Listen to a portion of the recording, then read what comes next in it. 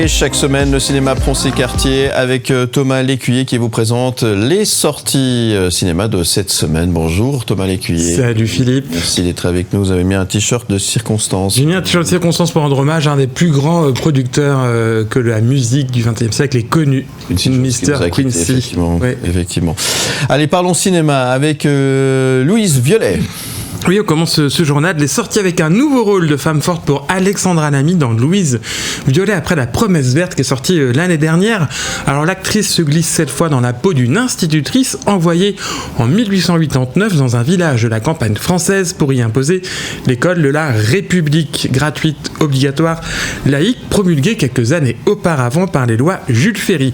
Une mission qui va la rendre populaire ni auprès des enfants ni auprès des parents. Louise Violet va devoir faire preuve de diplomatie autant que de pédagogie pour installer l'école dans cette campagne française.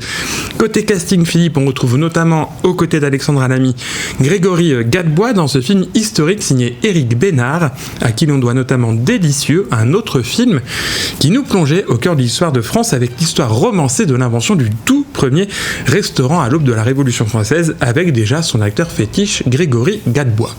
Très bien, et ça sort cette semaine au cinéma et c'est plutôt bien apparemment. C'est un film historique très, très bien fait, oui. Autre film à voir également au cinéma cette semaine, Trois amis. Oui, Trois amis, une comédie dramatique signée Emmanuel Mouret qui nous présente Alice, jouée par Camille Cotin, Rebecca, jouée par Sarah Forestier et Joanne, jouée par India R. Alors Joanne n'est plus amoureuse de Victor et souffre de se sentir malhonnête avec lui. Alice, sa meilleure amie, la rassure, elle-même n'éprouve aucune passion pour Eric et pourtant leur couple se porte à merveille. Ce qu'Alice ignore, c'est qu'Eric a une liaison avec Rebecca, leur amie commune. Vous m'avez suivi, Philippe ? Non, j'ai l'impression d'avoir un résumé de Top Model. Non, alors on est loin de Top Model. C'est une très très jolie variation sur l'amour, l'amitié, le couple et ses infidélités, servi par un très joli casting féminin. Côté masculin, c'est pas mal non plus puisqu'on retrouve Damien Bonnard, Vincent Macaigne et Grégoire Ludig du Palmachot. Le réalisateur Emmanuel Mouret dit s'être inspiré de Woody Allen et notamment de son film Alice. C'est d'ailleurs pour cela que le personnage joué par Camille Cotin porte ce prénom pour écrire cette chronique sentimentale qui ausculte avec beaucoup d'émotion l'errance des sentiments amoureux, l'épuisement des sentiments amoureux et aussi avec pas mal d'humour. Ça s'appelle Les Trois amis. Et c'est à voir dès cette semaine au cinéma. Grandir maintenant. Oui, vivre une aventure aussi merveilleuse qu'ordinaire aux côtés de 5 tout jeunes enfants et de leurs camarades de classe au sein d'une école implantée dans un quartier genevois à la diversité socio-culturelle assumée. C'est ce que propose ce documentaire Grandir, le nouveau documentaire de Séverine Bard qui pose sa caméra au sein d'un établissement scolaire durant les 4 années du cycle primaire. On voit les enfants grandir ainsi pendant 4 ans, on les observe évoluer dans leur apprentissage scolaire et aussi dans leur découverte de la vie en société. Alors après avoir raconté l'incroyable itinéraire de vie de Greta Gratos, personnage culte au temps des belles heures de la culture alternative genevoise, devenue aujourd'hui une figure mythique et trouble puisque c'est une femme interprétée par un homme, Séverine Bard pose donc cette fois son regard précis, délicat mais jamais intrusif au cœur du monde de l'enfance. On prend le temps de voir comment les enfants se construisent, comment ils élaborent leurs premières relations sociales et à quel point ces jeunes années vont influencer leur personnalité d'adulte, à l'instar des nôtres. Philippe, on dit que tout se construit dans ces années-là, dans la petite enfance avant nos 7 ans. Et donc ce documentaire est un très très bel exemple de cette construction. On en parlera justement tout à l'heure avec Séverine Bard qui sera notre invitée. Ce sera dans Mardi Cinéma, le mag tout à l'heure à 8h. Autre film également à voir cette semaine, c'est Red One. Oui, on reste du côté de l'enfance, mais cette fois façon gros blockbuster américain avec Red One, le premier film de Noël de la saison. Mariah Carey a chanté All I Want for Christmas il y a quelques jours sur la télévision américaine pour ouvrir la saison des fêtes. C'est donc officiellement chaque ouvert. année ça recommence. C'est ça, elle sort du congélateur et hop. C'est donc le retour des films de Noël avec Red One. Alors Red One, c'est le nom du Père Noël et malheureusement le Père Noël s'est fait kidnapper. Heureusement pour lui, son chef de la sécurité, Philippe, c'est Dwayne Johnson alias The Rock. Voilà donc le méga lutin baraqué obligé de faire équipe avec un chasseur de primes pour retrouvez Papa Noël dans une mission pleine d'action tout autour du monde. C'est une comédie d'action signée Jake Kasdan, à qui l'on doit notamment les remakes plutôt sympas de Jumanji. Mais si vous me demandez mon avis, je dirais qu'on peut trouver mieux comme film de Noël. Au hasard, Santa et compagnie d'Alain Chabat, qui reste un de mes films préférés, ou Elf avec le génial Will Ferrell. Bref, il y a mieux à dénicher au pied du sapin que ce gros blockbuster plein d'effets numériques. Très bien, on a compris votre avis par rapport à ce film qui sort également cette semaine dans les salles obscures. À toute allure maintenant. Oui, on prend l'amour et la mer maintenant avec sa chouette comédie française à toute allure. Marianne, une officier de sous-marin nucléaire tactique, a bien du mal à concilier l'exigence de sa vie professionnelle et de sa vie privée, d'autant plus que si la première est bien chargée, la seconde est inexistante. Marco, lui, est un steward sur vol long courrier, au bagou facile et au cœur d'artichaut.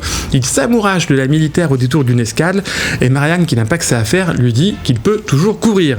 Et ben c'est ce que va faire Marco, courir, parce que Marco il tombe amoureux, il s'accroche, il la suit, il la colle aux quatre coins de la planète, et dans des situations toujours plus rocambolesques, persuadé qu'elle finira par céder à ses avances. Alors je vous laisse deviner la fin, Philippe, on est aussi un peu dans un pitch d'un épisode de soap opéra, totalement invraisemblable. Cette comédie romantique 100% Frenchy et en uniforme n'en est pas moins absolument charmante, j'avoue, j'ai beaucoup ri. Alors est-ce que c'est parce qu'il y a beaucoup de gags sur la marine et les Bretons? Je ne sais pas, en tout cas c'est toujours bon de rire sur ces deux sujets. La comédie ne lésine pas sur les moyens pour nous emmener dans une folle course à deux autour du monde entre avions de ligne et sous-marins nucléaires, du Pacifique à l'océan Arctique, emporté par l'énergie contagieuse du couple Pio Marmaille et Hey Aïdara, avec José Garcia en amiral. C'est vraiment très drôle et assez irrésistible, je dois avouer. Très bien, c'est bien.